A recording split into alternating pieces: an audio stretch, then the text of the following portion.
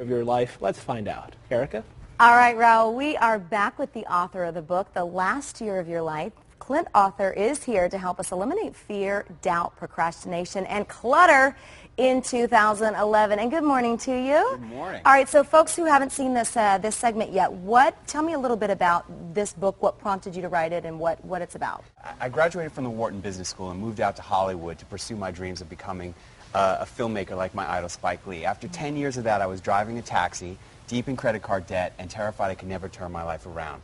That set about a series of events that brought me face to face with a crippled old white man whose skin had turned black as coal. And he said to me, "You don't know it yet, but you're already dead." And I thought about that for a long time, and on New Year's Day I sat down to write my list of goals, and I said, hey, what if this was going to be the last year of my life? What would I want to do that year?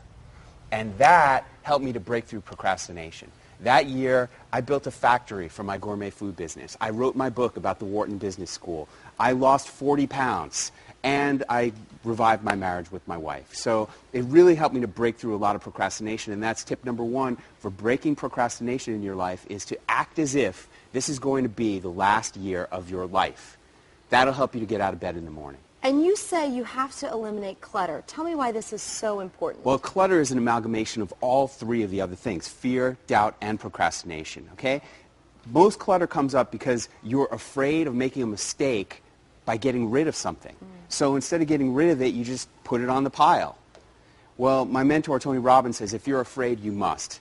And by using that technology, if you're afraid, you must, I have made so much money. I've created a whole career for myself as a real estate developer. I built 5 houses, and all because when I was afraid, I said, hey, if I'm afraid, I must. And you know, it's so interesting because, do you watch that show, Hoarders? I've heard about that show. Where people are just covered in clutter. And it's interesting because you watch that show and you think, gosh, how could anybody get to this state? But I think more people have that problem, maybe not to that extent, but they do have a problem of just collecting and accumulating stuff. And it's everywhere. It is everywhere, and it holds you back. All that clutter, every piece of clutter is a psychic tentacle holding you down, keeping you from moving forward in your life, because you're worried about all that stuff that you've got piled up in the extra bedroom instead of being able to be free and move forward with your life. So how do you get to that point where you can say goodbye to all that stuff and let go of that stuff? Because that's really hard for a lot of people. It definitely is. You have to realize, number one, unless you're Rockefeller and you've got a house full of gold bars and Gucci clothes and Brooks Brothers suits, nobody really wants your stuff, okay? So either give it away or throw it away.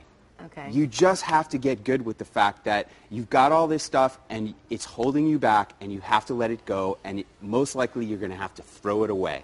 So just get into action. Stop being held back by your doubt and your procrastination and your fear. Okay, so let's talk a little bit more about doubt and fear and how that holds people back. Doubt. Another one of my mentors is Jack Canfield. He says, oh, what the heck, might as well do it anyway.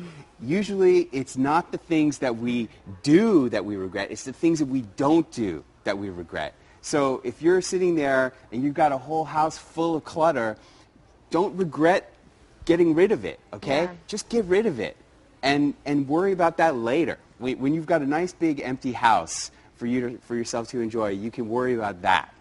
All right, so obviously everybody out there is going to get the book and read it, but before folks get the book, what is a tidbit that they can start with today? Something concrete that everybody who's watching this can start on today to try to achieve these things. Well, if you want to create the best year of your life, number one, say, okay, 2011 is going to be the last year of my life. I'm just going to act as if it's going to be the last year of my life. That will help you so much in breaking procrastination, fear, and doubt. Because when you got nothing left to lose, you just go for it, okay? Second of all, write down the things that you want. It's not enough just to say it. It's not enough just to think it. Write down a list of all the things that you want to achieve in 2011. And I recommend 20 to 25 goals for yourself. They say when you write it down, I forget what the statistic is, but you're like 90% more likely to achieve something if you actually write it down and put it down. Why is that, you think? Well, number one, it puts you into action. Just to create that plan gets you into action. Number two, you're kind of making a commitment to yourself. You're getting somewhat public. That's another tip, which is to create a team of people who you ally with, and you all share your goals, your ambitions, your dreams, and you declare them publicly to one another. And this way you can hold each other accountable, you can inspect each other, and most importantly, you can celebrate when you win. In today's society, there's nobody saying, "Attaboy, way to go." You have to create that kind of environment for yourself. And surround yourself with people who will say that to you and encourage you. Yeah, and don't be afraid to say it for yourself, too. When you succeed at something, when you achieve one of your goals, go out and celebrate. Awesome. Clint, thank you so much for being here. We love having you on the show. We would have you on every week if we could. Thank you. Thank you. We really appreciate your being here. And if you want more information on Clint's book, all you have to do is go to our website. That's fox5sandiego.com. Click on that Scene On tab. All right, thanks so much. Raul, we'll send it on back to you. How about an attaboy for Raul? Attaboy to both of Attaboy. you.